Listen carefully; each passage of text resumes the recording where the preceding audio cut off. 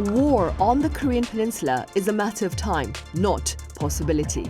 This recent warning by North Korea is serving to raise fresh concerns over peace and stability in the region. So what are the prospects of an armed conflict here? What would be the broader implications of a military confrontation in Asia? And what can be done to diffuse regional tensions?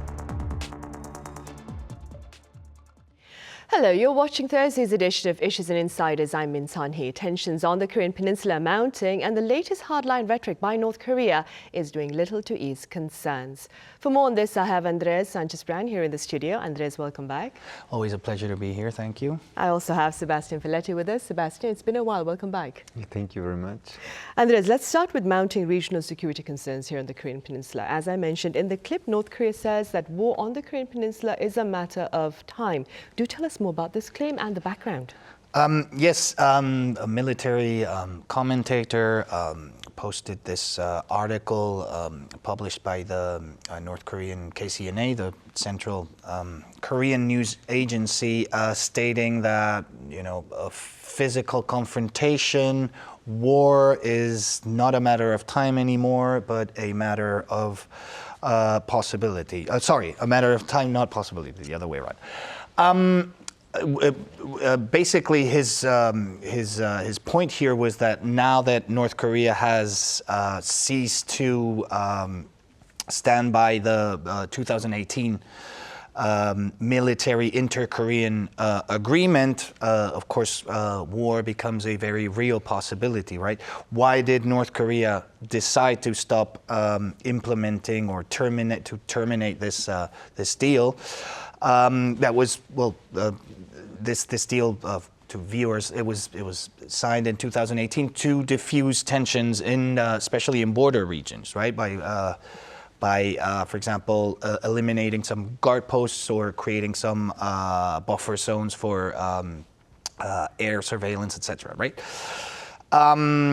In the past few weeks, South Korea had actually warned that it was contemplating, right, ceasing to respect some clauses of this agreement because of North Korea's intention to launch its first reconnaissance satellite, which it finally did, as we all know. So Seoul finally announced that it would stop implementing this particular clause related to air surveillance around border areas. The point being that it needed better capacities to spy on what North Korea is doing. So North Korea's response ultimately was, you know what, we're just terminating this deal. We're not respecting any of it. And in the past few days, we've seen North Korean guard posts being rebuilt in the border areas, heavy weapons being brought back. South Korean helicopters have been seen flying already in the buffer zones, etc. Weapons being carried in the JSA, etc., etc. These words from Pyongyang has come as no surprise, of course. You always have to take them with a pinch of salt. Is a war as close as North Korea says? Probably not. The loss would be tremendous, and they know it. But it does tell us that they are definitely not happy with the situation, definitely not happy with the way inter-Korean relations are going right now. Right, and keeping all that in mind, Sebastien, what do you think are the chances of an actual military confrontation on the Korean Peninsula? Well, that's always the million-dollar question, as always. I mean, and nobody has the real answer to that question. But as Andres said, I mean, the statement from North Korea is significant. What it means is basically this is the official end of a cycle of diplomacy that was opened in 2018 by President Moon Jae-in and with Donald Trump.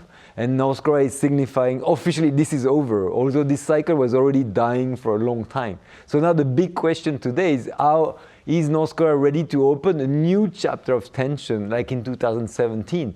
And this still remains to be seen because there are signals that this might be the case, but at this stage you could also argue that maybe North Korea doesn't need that right now. Because if you look at the situation diplomatically, it's not too bad because you have Russia who is now siding with North Korea at the UN Security Council. So it's protecting North Korea from additional sanction. The US is distracted in the Middle East. And also, one should not forget that we are next year in a major election year in the US. And of course, we can imagine that Pyongyang, Kim Jong-un is also waiting to know who's going to be in the White House the year after. And you might argue that it might be the right year next year to wait and see.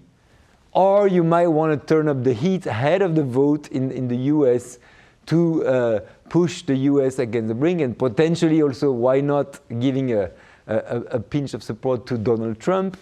These are all speculation. But at this stage, I think it's hard to say where North Korea wants to escalate. What is sure is North Korea wants to continue its military buildup.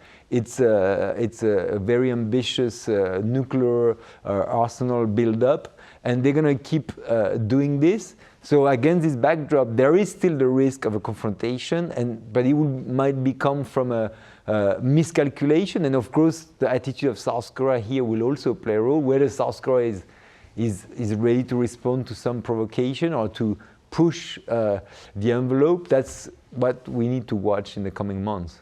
Right. And Andres, what would be the broader implications of a military clash here on the peninsula based on, like Sebastien said, perhaps a miscalculation? And what more can be done to avoid such a confrontation? Well, implications can definitely, given which actors are, would take part in a potential conflict, we would definitely have very concerning potential implications here. We have North Korea, which is a country that says that it has operational nuclear weapons and that has threatened to use them many times. We have the U.S. Coming to Korea's aid, of course, if a conflict broke out in the peninsula. And then we have China and Russia, which are two other actors with nuclear weapons. And we, in that case, would have to wait and see what their next steps would be, because they would be having a conflict literally taking part in their backyard and right in front of Taiwan, which is the other hotspot right now. Involving China and the U.S., the biggest rivals right now, strategically speaking. So that said, it could just unfold in so many horrible ways on a very, very massive global scale if that conflict would eventually happen. What can we do to avoid it? Well, as Sebastien has pointed out, the problem here is the risk of miscalculation. I never tire of saying this. When you have such military escalation in a particular region, and this has been the case in the Korean Peninsula since that cycle of dialogue was terminated when conversations in Hanoi between Kim Jong-un and Donald Trump went south, the possibilities of miscalculation simply grow. So there's only one answer to this, a very simple one: de-escalation. But the problem is we've seen muscle flexing for some time now, and the big question would be who's the one of these actors is going to take the higher road and signal for de-escalation first. Who's going to be the one taking that step? Right, that is $1 million question then this time around. And talking about muscle flexing, as Andres mentioned, Sebastien, following North Korea's satellite launch, South Korea last week put a similar mission up in orbit from U.S. ground. And back on Monday, I believe, it tested a solid fuel rocket from home ground. Could you tell us a bit more about these events? Yeah, indeed, South Korea launched through SpaceX in the US its first surveillance satellite, and is basically responding to North Korea's successful launch a few days before. So we are seeing here a bilateral race between the two Koreas, which is all familiar, because we can say since the beginning of the partition of the peninsula, these two Koreas are competing on every front. And of course, now space is the new frontier for this race. So there is something here that is familiar. But there's also a broader strategic implication here, is that, of course, having those kind of satellites are really important if you want to have a nuclear capabilities. It's very important for early warning, for also checking your opponent. And the response of South Korea is interesting because it, of course, shows its determination to compete with the buildup of North Korea. But it also shows, of course, that South Korea is looking ahead. For now, it's insisting on being allied with the US. They are reaffirming the ironclad, so-called ironclad alliance with Washington. But South Korea can't help having some second thought about the future. When you know that someone like Donald Trump might come back in the White House, or in the future, the long-term prospect for South Korea is that it needs to build up its own capability of surveillance. And here, through this satellite, South Korea is also acquiring an ability to monitor its opponent in a more independent way. Even though, of course, this is coordinated with the US, it's also a way to respond today to North Korea, but also prepare the ground for the future and potentially one day build up your own capabilities if, in the event of the US in the long-term future, is not exactly ready to ensure the security of South Korea.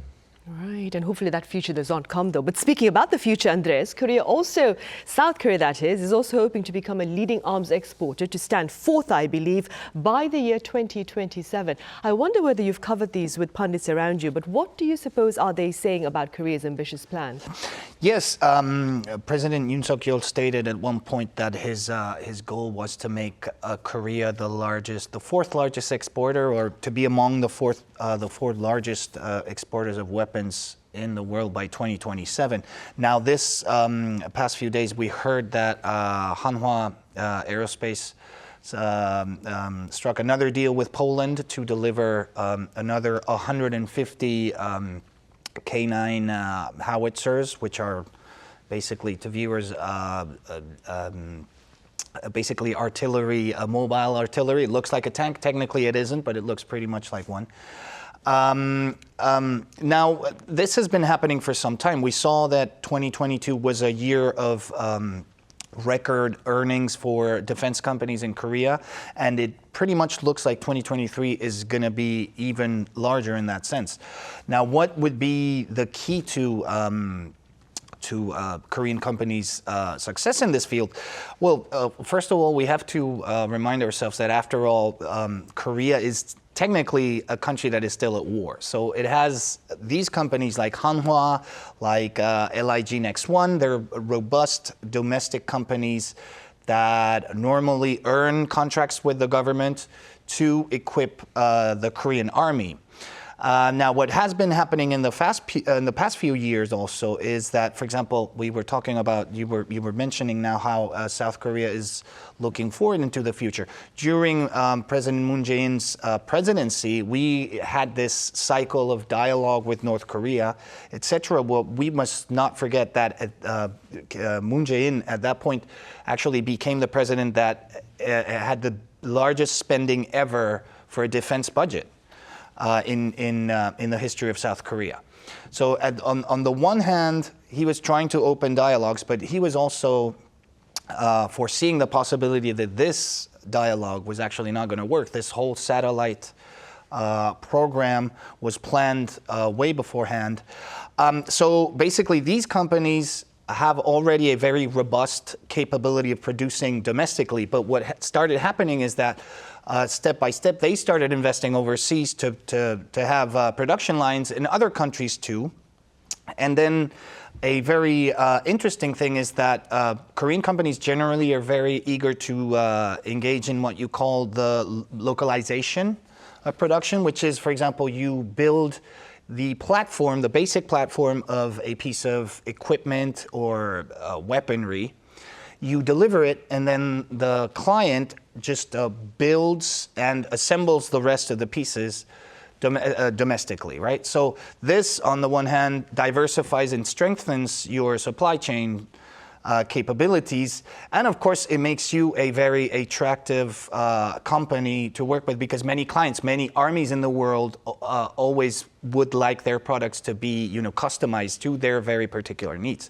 So in that sense, Korea does definitely look like a potential candidate to be very soon in first 4 or 5 ranks armed dealers in the world, definitely. Right, and this is something that President Yoon Suk-yeol touched upon during a meeting on this Thursday at Hanwha Aerospace when he was talking about upcoming trip to the Netherlands to also discuss supply chains, of course.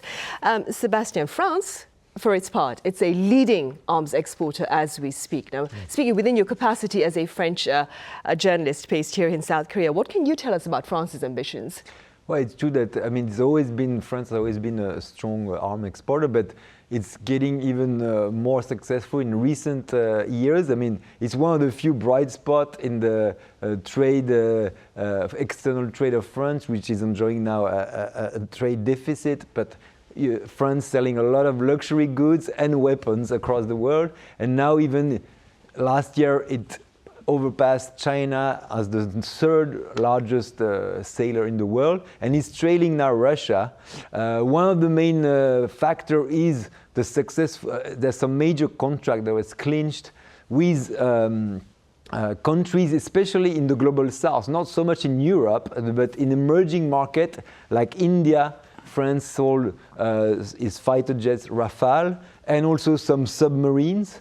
6 submarines to India are now under construction, and of course the fighter jet Rafale is the main star of this French push. Last year, this fighter jet has clinched 21 billion euro order, and it's now reaching almost like 500 units, which are being either ordered already in operation. So this is a push. One of the factors behind is, of course, that the new geopolitical tension are offering a sweet spot to French export, because at the same time you have all these companies that want to strengthen their capabilities, and at the same time we're seeing Russia facing a hard situation in Ukraine.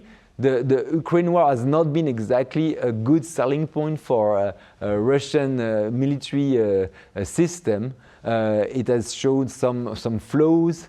Plus, there is a geopolitical stigma that it might be challenging under Western sanction to do business with Russia. So France is finding here a sweet spot in those countries. So that's how they could sell the fighter jet to Indonesia, to Qatar, to UAE. Now there are discussions also with Serbia, which used to be a Russian client. So the geopolitical new setup is actually for now offering opportunities to those countries who don't want to technically buy Russia anymore, but don't want to buy US neither, because they don't want to be aligned on Washington. So they are looking for a third option, and that offer option to France, but also to South Korea and to other players. And here, France, South Korea are becoming increasingly competitors on these emerging market. Right, and while South Korea seeks to join countries like France in the global defense industry, as Sebastien has mentioned, Andres, North Korea, I understand, it's seeking to breathe fresh life into a special economic zone, all owing to Russia. Yes, that's it. Many analysts are talking about the possibility of the Nason Special Economic Zone, or Najing Songbong as it used to be known, could spring back to life, literally, because this economic special economic zone project started sometime in the 90s when the regime decided to consolidate the city of Najin with it's kind of a neighboring district, or a neighboring guyok, they call it, up to the north, called Songbong. Songbong, as you know, in Korean means vanguard or front line, right? It was called that because it literally stands at the other side of the Tuman River. So literally it is facing Russia. It shares the only little border that North Korea and Russia share. So the regime literally decided to fence this whole perimeter, which is, I don't know, something like 60 kilometers of barbed wire, and create a special economic zone there, where people would tell, back in the day, you could see Chinese tourists, Russian businessmen. A lot was going on in there, but then came the sanctions, and the whole place withered. But now that we've seen North Korea and Russian ties warming up again, we've seen, especially after that summit between President Vladimir Putin and North Korean leader Kim Jong-un, that a lot of North Korean ships loaded with thousands of crates, the South Korean NIS believes that more than 2,000 of them shipped all this to a port close to Vladivostok, and which is all believed to be mostly artillery rounds, but some people think it could even be short-range missiles. But this whole renewed activity in the port definitely gives the idea that, you know, now that North Korea has put an end to its COVID restrictions also, and that it's now, you know, just focused on its relationships with Moscow and Beijing, it could bring back the tourists again and the foreign investment. Right, indeed. And very briefly speaking, Sebastien, how worried that is should the international community be about this active collaboration between Moscow and Pyongyang? Well, as Andres mentioned, there's growing evidence that there is a deal between North Korea and Russia, including providing some material and ammunition to Ukraine. There's already some signal that there are some trace of North Korean material being used on the Western Front. So this is a major, if this is confirmed in the coming months, that would be a major escalation, because it means that basically North Korea is becoming indirectly or directly an actor in European security, and already countries in Europe, including in France, are getting very concerned about this change. So that means also that the North Korean issue might become more international issue. You might see these countries becoming increasingly attentive to what's happening here. So this could lead to a build-up of at least attention to the North Korean front. So I think this could be next year an important transformation if it's confirmed, and also, of course, to what extent Russia has been supporting, how far Russia is ready to support North Korean build-up in space, but also maybe in other sector of its military program. That's also something that people are going to be watching very closely. Right, I would have to agree with you right there. All right, Sebastien, as always, thank you very much for your time and your thoughts. Thank you. And Andres, thank you very much for your insights. Thank you. Right, well, on that note, we end this edition of Issues and Insiders. Thank you for watching, and be sure to join us again same time tomorrow.